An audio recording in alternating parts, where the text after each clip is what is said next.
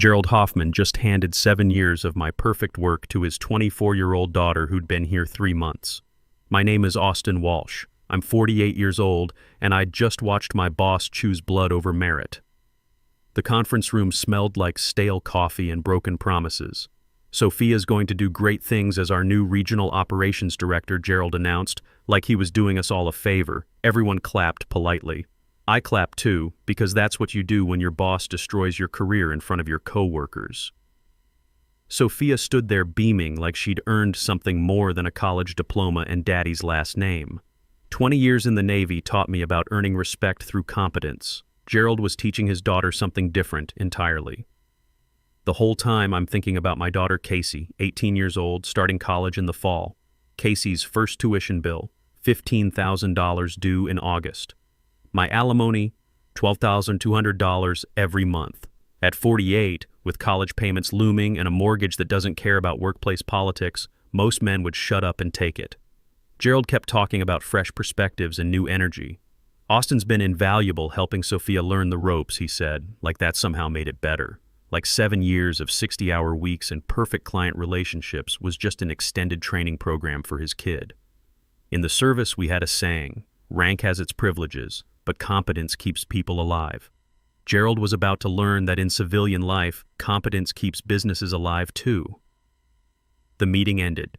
People shook Sophia's hand and said congratulations.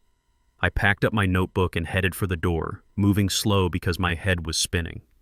Not from shock, I'd seen this coming for weeks. What hit me was the clarity.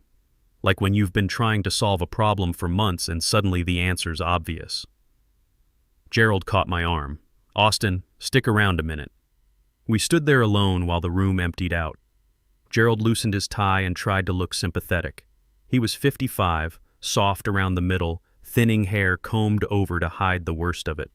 Got his current position when his father-in-law retired from the board. Same playbook he just ran with Sophia. I know this might come as a surprise, he said. No surprise here, Gerald. I've been watching you groom Sophia for months. His face shifted. Well, she brings a lot to the table. Fresh thinking, new approaches. What do I bring to the table? Experience, stability. Those are valuable too. Valuable enough to train your replacement. Not valuable enough to get promoted myself. Look, Austin, this wasn't personal. The board wanted someone with vision. Right. Vision. I looked at him for a long moment. In the Navy, we called that different things depending on whether it worked or got people killed. Gerald didn't appreciate the military reference. The point is, we're moving forward. I need you to help Sophia transition into her new role. Of course you do. I walked back to my desk thinking about the last 7 years. Started at Irongate Industries right after my divorce was final. Needed steady work and a fresh start. Industrial equipment distribution seemed solid enough. Boring work that paid $72,000 and let me focus on rebuilding my life. Gerald hired me himself back then. Said they needed someone with my background. 20 years in the Navy teaches you logistics, he said. Discipline, leadership. We're growing fast and need experienced people. I became that experienced person. Worked weekends when shipments ran late. Handled emergency calls at 2 a.m. when clients had equipment failures across 4 states. Built relationships with suppliers from Phoenix to Miami. My performance reviews were perfect every single year. Gerald always smiled, always promised bigger things. Your management material, Austin. Just be patient. Patient. 20 years of military service teaches you patience, but it also teaches you when patience becomes stupidity. The first hint of trouble came 6 months ago when Gerald mentioned his daughter might join the company. Smart girl, he said. Just graduated with a business degree. I figured she'd start at the bottom like everyone else. Learn the business from the ground up. But Sophia didn't start at the bottom. Started in the office next to Gerald's with the title Operations Specialist and a salary I could only guess at. Gerald introduced her around like visiting royalty. She's here to observe our processes, he said. Learn how we do things. Sophia observed by sitting in on my client calls and taking notes while I explained vendor negotiations. Asked questions that showed she had no idea what we actually did. What's the difference between just-in-time delivery and standard shipping? Why do we need backup suppliers? Why can't clients just order everything at once? But she was polite and eager, said yes sir and thank you like her parents raised her right. I trained her because that's what you do. Help the new person. Even when the new person's last name is Hoffman and her daddy signs your paychecks. Even when you start to suspect where this is heading. I knew for sure 3 weeks ago. Stayed late finishing quarterly reports, going through vendor performance data. Office was empty except for the cleaning crew. Went to get coffee from the break room and heard voices coming from Gerald's office. Door was cracked open and sound carries better than people think. The board's going to ask questions, Gerald was saying. Sophia's only been here 3 months. That was Charles Bennett from corporate. You said Austin was ready for the promotion. Austin's solid, Gerald replied, but Sophia's family, and she's got the degree. Board likes fresh blood. What about Austin's experience? Gerald actually laughed. Austin's a good worker. Reliable. But he's not executive material. He'll keep doing what he's doing, make good money. Everyone wins. I stood in that hallway for maybe 30 seconds listening to them plan my future. Sophia would get old Henderson's position, the same position I'd been working toward since 2019. I'd train her, support her, and pretend to be grateful for the opportunity.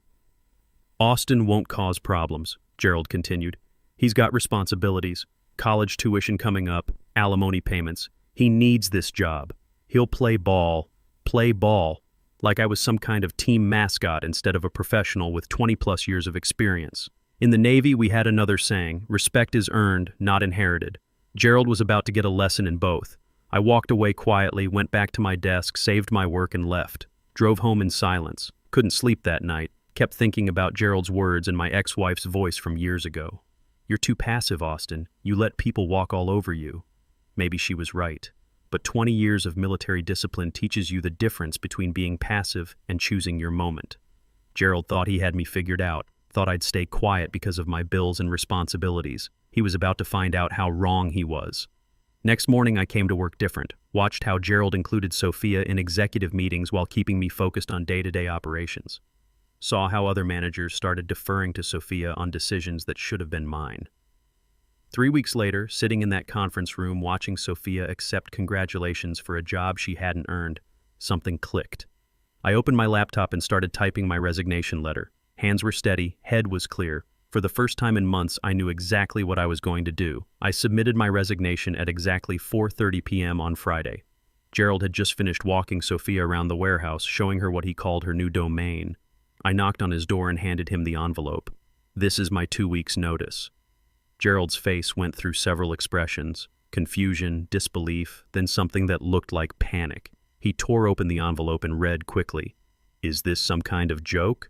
No, sir. You can't be serious. You're leaving because Sophia got promoted? I stayed quiet. Let him fill the silence. Another thing the Navy teaches you. Sometimes the most powerful response is no response at all. Gerald stood up and paced behind his desk. Austin, let's be reasonable here. You're upset, I get it. But walking away from 7 years, that's not smart. I've made my decision. What about your daughter? Your responsibilities? There it was. The leverage he thought he had over me. The reason I'd fall in line and keep quiet like a good little soldier. I'll figure it out. His tone got harder. You realize how this looks? Quitting because you didn't get promoted. It's unprofessional. I can see how you'd think that. I won't give you a good reference, you understand? No company's going to want someone who throws tantrums. 7 years of perfect performance and now I was throwing tantrums. 7 years of staying late and working weekends and handling emergencies, and now I was being unprofessional. That's your choice, Gerald. He sat back down and tried a different approach. Look, I like you. You're good at what you do, but Sophia brings vision, innovation, the future of this company. And what do I bring? Experience. That's valuable too, just not valuable enough to promote. Don't do this, Austin. Take the weekend. Think it over. Come back Monday and we'll pretend this conversation never happened. He actually believed I would back down, believed that threatening my reference would make me fold like a bad poker hand. I'll finish my 2 weeks, train Sophia on anything she needs to know. Gerald's face darkened. You think Sophia needs training from someone who quits when things don't go his way? She'll need to understand the vendor contracts, supply chain logistics, emergency protocols, unless you plan to figure all that out yourself. That hit home. Gerald knew he didn't understand the technical side. Neither did Sophia. They needed me for at least 2 more weeks and we all knew it. Fine, 2 weeks. but don't expect any favors after that." I nodded and headed for the door. "Austin," Gerald called after me, "you're making a mistake. A big one. Maybe. But it's my mistake to make." Monday morning brought reality. I arrived early as usual and found Sophia already at her desk looking overwhelmed. She had spreadsheets open on 3 monitors and was frantically taking notes from vendor emails. "Morning, Sophia. How's the transition going?" She looked up with relief flooding her face. "Austin, thank God. I've been here since 6 trying to understand the Westfield manufacturing account. Their procurement manager is threatening to cancel if we don't resolve some shipping issue by noon. Westfield Manufacturing, our biggest client, worth $3.1 million annually. I'd been managing their account personally for 4 years, building the relationship through reliable service and understanding their just-in-time delivery requirements. What's the issue? Something about delayed titanium components from our Tucson supplier, but I can't figure out which supplier and their emails are confusing."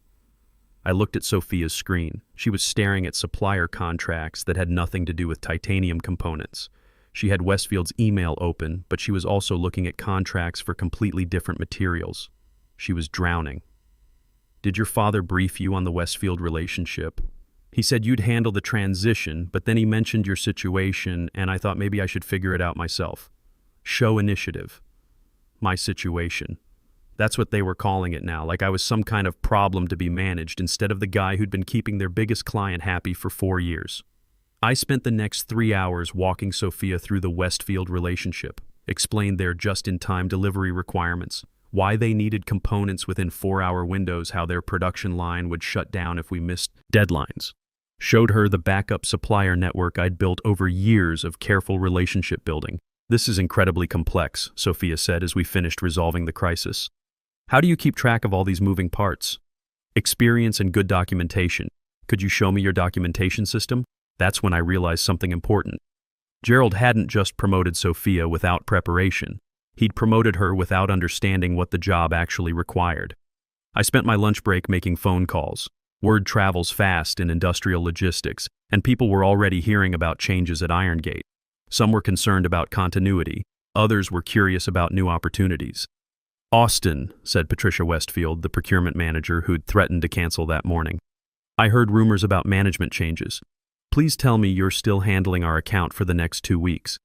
After that, Sophia Hoffman will be your primary contact." Silence on the line. "Hoffman? As in Gerald Hoffman's daughter?" "That's right. Jesus, Austin. That girl called me this morning asking questions that made no sense. I thought she was new to the team, not replacing you. She's eager to learn. I don't have time to train Irongate's management. We've got production schedules to meet. If your company can't provide competent service, we'll find someone who can." That conversation repeated itself with 3 other major clients: Copperfield Manufacturing, Border States Equipment, Atlantic Steel, all saying the same thing, all asking the same question. What the hell was Gerald thinking? By the end of the day, I had a clear picture of what would happen after I left. Sophia would struggle with accounts she didn't understand. Clients would get frustrated with delays and mistakes. Gerald would panic and try to micromanage operations he'd never bothered to learn. But that wasn't my problem anymore. Tuesday morning, Gerald called me into his office. He looked tired, stressed, like a man who'd been awake all night realizing he'd made a terrible mistake. "Austin, I've been thinking about our conversation Friday. Maybe we were hasty. Maybe there's room for both you and Madison in management." "Sophia," I corrected. "Right, Sophia. The point is, maybe you could be associate director. Sophia's second in command. You'd handle the technical side, she'd focus on strategic planning. Associate director. A made-up title that meant doing the same job for the same pay while pretending Sophia was my boss, while training her to do what I should have been promoted to do myself. That's generous, but I'll stick with my original decision." Bob's face hardened. "You're going to regret this, Austin. I promise you that. Maybe. But I'm done living in fear of your promises." By Wednesday, I had 3 job interviews scheduled. My plan went beyond simply leaving Irongate. I'd spent 7 years building relationships in the Southeast industrial supply chain. Those relationships were mine, not the company's. In the Navy, we learned that loyalty flows both ways, up and down the chain of command. Gerald had broken that chain. My first interview was Thursday morning with Summit Industrial Group in Tampa. Their regional manager, Preston Clark, had been trying to poach me for 2 years. "Austin," Preston said as we shook hands in his office, "I heard through the grapevine that you might be available. Word travels fast. It does when good people become available, especially people with your client relationships and technical expertise." Preston offered me Regional Operations Director, the exact title Gerald had given to Sophia. The salary was 30% higher than what I'd been making at Irongate, from $72,000 to $95,000. The benefits were better, and most importantly, they wanted me to bring my network with me. "We've been trying to break into the heavy machinery component market," Preston explained. "Your relationships with Westfield, Copperfield, and Atlantic Steel would be invaluable. It was standard practice.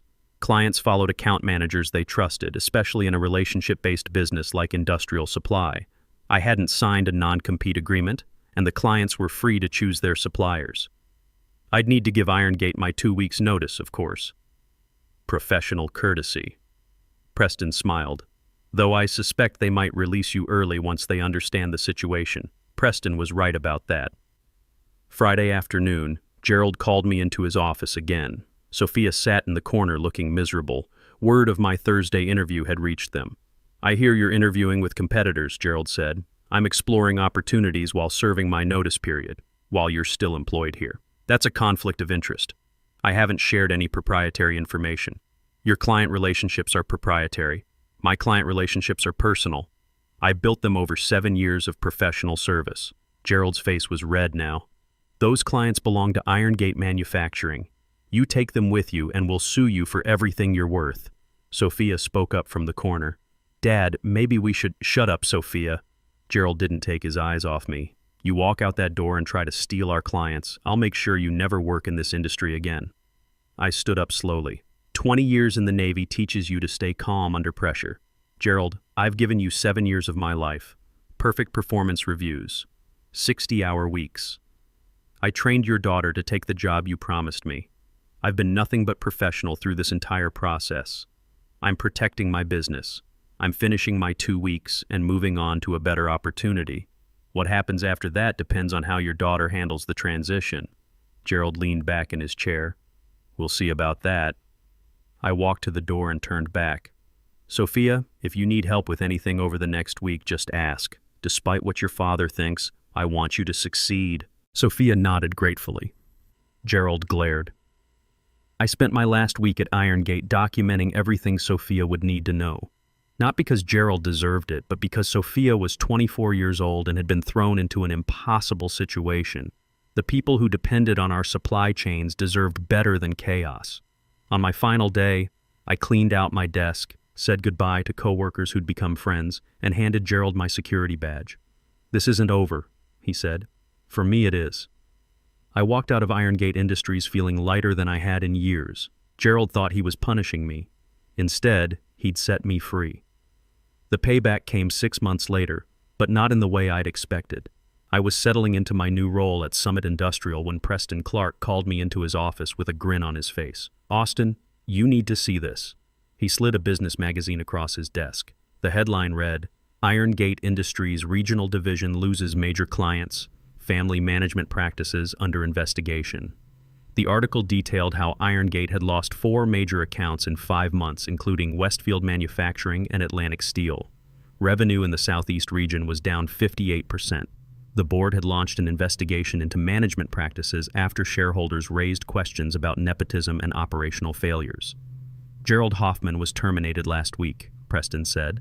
Apparently, the board discovered that Sophia Hoffman had been hired without proper qualifications. Full nepotism investigation, they're calling it. I read further. Sophia had resigned voluntarily after 3 months of struggling with accounts she couldn't manage. She'd returned to graduate school, according to the article.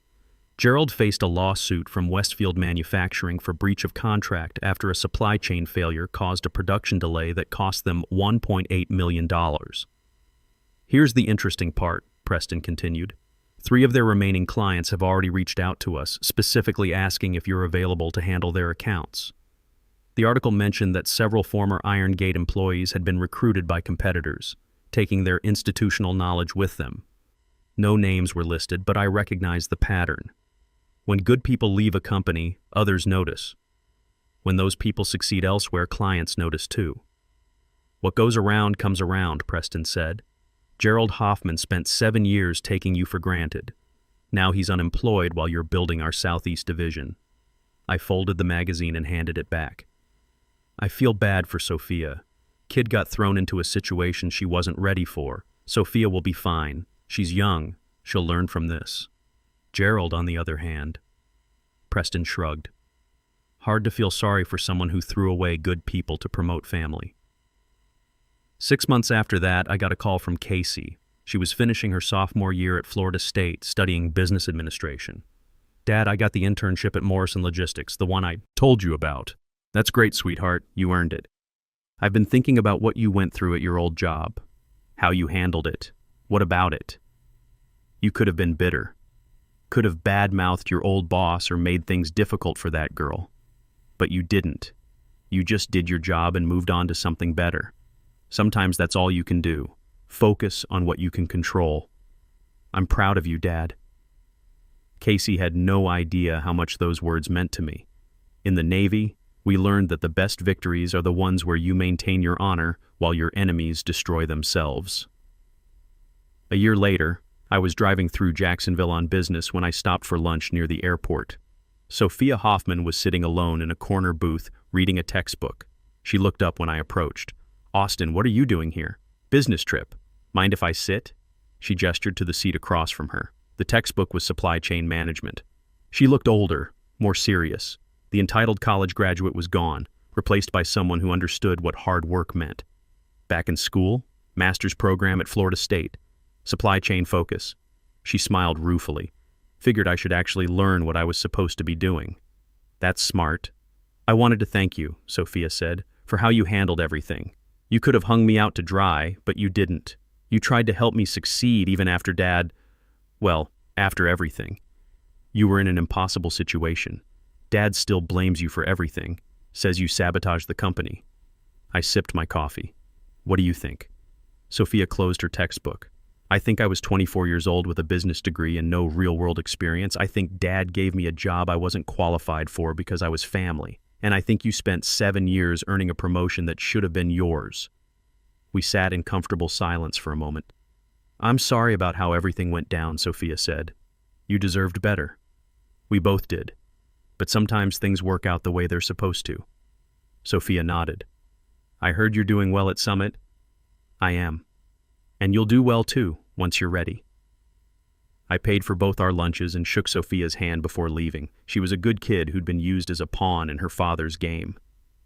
6 months later, Gerald filed for bankruptcy after losing his wrongful termination lawsuit against Iron Gate's board of directors. The legal fees and judgment had wiped out his savings. Sophia graduated with honors and landed an entry-level position at a logistics company in Miami, where she spent 2 years learning the business from the ground up before earning her first real promotion. The daughter had learned what the father never understood, that respect and advancement must be earned, not inherited.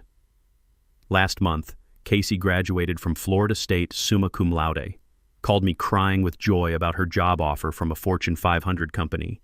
Full benefits, signing bonus, the works. 20 years in the Navy taught me that sometimes you win by knowing when to walk away and when to stand your ground.